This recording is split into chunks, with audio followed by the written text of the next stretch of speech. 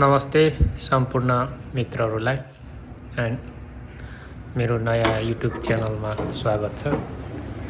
हिजो चाहिँ मैले हाम्रो कम्पनीको लोकेसनको बारेमा भनेको थियो अनि आज चाहिँ हाम्रो यो कम्पनीमा यो सानो बङ्गुरको बच्चाहरू राख्ने ठाउँको बारेमा भन्न गएको छु। त्यसलाई चाहिँ युक्सङसा भनिन्छ कोरियनमा चाहिँ। अनि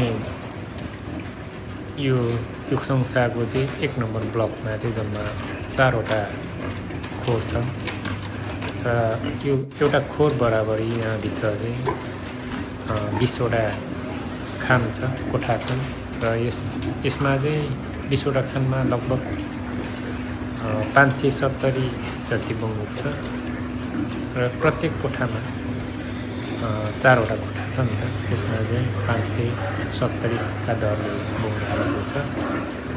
अनि यिनीहरू चाहिँ अब यहाँ 45 दिन रहन्छ यहाँ यो कोठामा। 45 दिनपछि फेरि यिनीहरूलाई फ्युक्सामा पठाएर अनि यो कोठाहरू सबै सफा गरेर फेरि नयाँ बङ्गुर हाल्नुपर्ने हुन्छ। अनि यो फ्युक्सामा गइसकेपछि यिनीहरू चाहिँ फेरि 2 महिना चाहिँ त्यहाँ बस्छ र यिनीहरू जन्मेदेखि उनीहरू पठाउँदैसम्ममा चाहिँ 3टा कोठा फेरेको हुनुपर्छ।